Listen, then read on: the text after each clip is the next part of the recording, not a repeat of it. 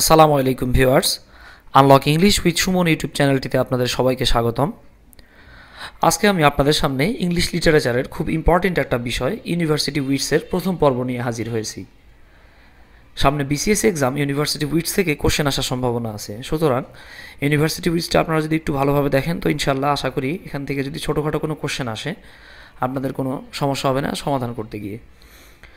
তো আমাদের এই প্রথম অংশে ইউনিভার্সিটি উইটস সম্পর্কে আমরা আলোচনা করব, আসলে ইউনিভার্সিটি উইটস কী বা এর সদস্য কারা, তাদের নামগুলো মনে রাখার টেকনিক। তো আসলে অনেকেই চায় যে ছন্দে ছন্দে অনেক কিছু মনে রাখতে। ভাই আমি আগেই বলে রাখতেছি, ছন্দে ছন্দে পড়া শেখার সম্পূর্ণ বিপক্ষে হচ্ছে আমি।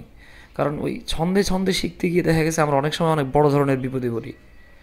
দেখা গেছে আপনি ওই অনেকে যেই কাজটা করে যে ইউরোপিয়ান ইউনিয়নভুক্ত দেশগুলোর নাম ছন্দে ছন্দে মনে রাখার উপায়। আচ্ছা, আপনার একটা ছন্দে ছন্দে মুখস্থ করলেন, এরপরে বলতেছে আপনার যে যেই দেশের মুদ্রার নাম হচ্ছে ডলার, ছন্দে ছন্দে মনে রাখার উপায়। আচ্ছা, আপনি আবার মুখস্থ করলেন। এইভাবে আপনি যদি 40টা ছন্দ মুখস্থ করেন, এখন এই 40টা ছন্দ মনে রাখার ছন্দ আপনারা কে শিখাই দিবে ভাই? এইখানেই সমস্যা। তো আপনি যখন বিসিএস এক্সাম দিচ্ছেন বা হায়ার লেভেলের কোনো কম্পিটিটিভ এক্সামে অংশগ্রহণ করতেছেন, আপনার উচিত পড়াশোনা করেই কোনো কিছু মনে রাখা, ছন্দে ছন্দে নয়। তো ছন্দে ছন্দে পড়তে গিয়ে একসময় এমন হবে যে আপনার কাছে তখন মনে হবে যে কোরআন শরীফের 10টা সূরা মনে রাখার ছন্দে ছন্দে কোনো উপায় আছে কিনা ভাই, অথবা শ্রীমত ভগবত গীতা কীভাবে ছন্দে ছন্দে মনে রাখা যায়। তো যাই হোক, আর কথা না বাড়িয়ে চলুন আমরা একটু দেখে নিচ্ছি যে ইউনিভার্সিটি উইটস কী।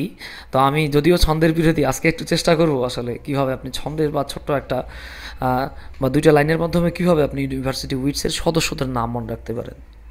তো আমরা এখন চলুন একটু দেখে নিই যে আসলে ইউনিভার্সিটি উইটস এটা কী। তো আমি আপনাদের জন্য খুব সুন্দর করে ছোটোখাটো করে লিখে রেখেছি যে ইউনিভার্সিটি উইটস সাধারণত 16 শতকের, অর্থাৎ এলিজাবেথান এইজের। আপনারা জানেন যে কুইন এলিজাবেথের সময়কারী যে এইজটা আর কি, এটাকে এলিজাবেথান এইজ বলা হয়। এটা আপনার স্প্যানটা ধরা হয় আর কি 1558 সাল থেকে 1603। এটা নিয়ে যদিও কিঞ্চিত মতো বিরোধ রয়েছে, যাই হোক আমরা ওইদিকে যাচ্ছি না, বাট মোটামুটি স্বীকৃতি রয়েছে যে 1558 থেকে 1603 সালটাকে এলিজাবেথান এইজ বলা হয় আর কি। এটাই বলা হচ্ছে, দেখেন ইউনিভার্সিটি উইটস সাধারণত 16 শতকের, অর্থাৎ এলিজাবেথান এইজের একদল ইংরেজ নাট্যকার ও পুস্তিকা লেখক, কারণ তারা ছোট ছোট পুস্তিকা লিখেছিলেন। নাট্যকার বা আপনার এই পুস্তিকার লেখককে বোঝায় যারা অক্সফোর্ড বা ক্যামব্রিজের মেধাবী স্টুডেন্ট ছিলেন। মনে রাখবেন, তারা অক্সফোর্ড বা ক্যামব্রিজের মেধাবী স্টুডেন্ট ছিলেন। তারা ভাষাগত এবং গঠনগত উভয় দিক থেকেই নাটকের ব্যাপক উন্নতি সাধন করেছিলেন। এই বিষয়টা খুব ইম্পর্টেন্ট, মনে রাখতে হবে যে তারা কেন ইম্পর্টেন্ট। তারা এই জন্যই ইম্পর্টেন্ট যে তারা ভাষাগত এবং গঠনগত উভয় দিক থেকেই নাটক বা প্লে বা ড্রামা যাই বলেন না কেন, তারা এটার ব্যাপক উন্নতি সাধন করেছিলেন। আচ্ছা, এখানে একটা এক্সট্রা তথ্য, তা হচ্ছে আমি যেটা উইকিপিডিয়া থেকে নিয়েছি, যে ইউনিভার্সিটি উইটসের সদস্যরা মূলত সেকুলার রাইটার্স বা ধর্মনিরপেক্ষ লেখক ছিলেন। তো ইউনিভার্সিটি উইটসের যে বিষয়টা আর কি, আমরা বললাম যে তারা ক্যামব্রিজ এবং অক্সফোর্ডের স্টুডেন্ট ছিলেন, মেধাবী স্টুডেন্ট ছিলেন। তো চলুন আমরা এখন একটু দেখে নেই। তো বাংলাদেশে যেই মোটামুটি বিখ্যাত কয়েকটা বই পাওয়া যায়, আমি নাম বলতেছি না, তো এই বইগুলোতে মূলত বলেছেন যে ইউনিভার্সিটি উইটসের যারা সদস্য তারা ক্যামব্রিজ বা অক্সফোর্ডের স্টুডেন্ট, কিন্তু কারা ক্যামব্রিজ আর কারা অক্সফোর্ড এটা বলে দেয়নি। তো আমি আপনাদের বোঝার সুবিধার্থে এখানে উপস্থাপন করতেছি। তো আপনারা মনে রাখবেন যে ইউনিভার্সিটি উইটসের সদস্যরা হলেন ক্যামব্রিজ ইউনিভার্সিটির ক্রিস্টোফার মার্লো, রবার্ট গ্রিন, অনেকে গ্রিনিও বলে থাকে, এবং থমাস ন্যাশ। এই যে তিনজন, ওনারা হচ্ছেন ক্যামব্রিজ ইউনিভার্সিটির স্টুডেন্ট। অপরদিকে অক্সফোর্ড ইউনিভার্সিটির যে আমরা ইউনিভার্সিটি উইটস পাই তিনজন, তারা হলেন জন লিলি, থমাস লজ এবং জর্জ পিল। অনেকে এটাকে পিলিও উচ্চারণ করে থাকে, তবে থমাস কিটকে অক্সফোর্ড বা ক্যামব্রিজ কোনোটার স্টুডেন্টই বলা হয় না, বা তিনি অক্সফোর্ড বা ক্যামব্রিজ কোনো ইউনিভার্সিটির স্টুডেন্ট না হওয়া সত্ত্বেও তাকে ইউনিভার্সিটি উইটসের তালিকাভুক্ত করা হয়েছে। তো ইউনিভার্সিটি উইটসের এই যে 7জন সদস্য, তাদের মনে রাখার জন্য একটা শর্টকাট টেকনিক আছে। আপনি জাস্ট এই লাইনটা দুটো লাইন যে আছে আপনি মনে রাখলে ইনশাল্লাহ ইউনিভার্সিটি উইটস আর সহজে ভুলে যাবেন না। তো চলুন আমরা একটু দেখে নিই লাইনটা কি। আমরা এখানে লিখে রেখেছি, দেখেন, একজন লিলিকে মারল আর জজ সাহেব, এখানে সাহেব লেখা হয়নি, পিলিকে ধরার আদেশ দিল।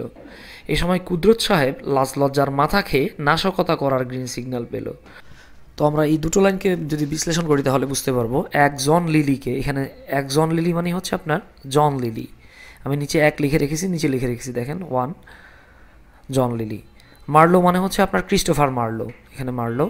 আর জর্জ পিলি, এখানে হচ্ছে গিয়ে দেখেন এটা হচ্ছে জর্জ পিল, আমি এখানে পিল লিখে রেখেছি আপনার যাতে স্পেলিংটা সহজে মনে রাখতে পারেন। ধরার আদেশ দিল। এ সময় কুদরত সাহেব, আসলে এখানে কুদরত বলতে 4 নাম্বার, আমি নিচে 4 লিখে রেখেছি, দেখেন থমাস কিটকে বোঝানো হচ্ছে। হ্যাঁ, এ সময় কুদরত সাহেব লাজ লজ্জার মাথা খেয়ে, এখানে লাজ লজ্জা বলতে আর কি আপনার এখানে থমাস লজকে বোঝানো হয়েছে, মাথা খেয়ে নাশকতা, এখানে নাশকতা বলতে নাশ না, আসলে ন্যাশ, থমাস ন্যাশ 6 নম্বরে যেটা আছে করার গ্রিন সিগন্যাল পেল, এখানে গ্রিন বলতে রবার্ট গ্রিনকে বোঝানো হয়েছে। তো ভিউয়ার্স, এভাবে আশা করি ইউনিভার্সিটি উইটসের যে বেসিক কোশ্চেনগুলো ইনশাল্লাহ আপনি খুব সহজে এটা থেকে কাভার করতে পারবেন। আমি আমার পরবর্তী পার্টে অর্থাৎ পার্ট 2-তে ইউনিভার্সিটি উইটসের এই যে 7 জন সদস্য আছে তাদেরকে নিয়ে বিস্তারিতভাবে আপনাদের সামনে আলোচনা করব। তো ভিউয়ার্স, আমাদের আলোচনাগুলো আপনাদের যদি ভালো লাগে লাইক, কমেন্ট, শেয়ার এবং সাবস্ক্রাইব করে আমাদের পাশেই থাকবেন। সে পর্যন্ত আল্লাহ হাফেজ।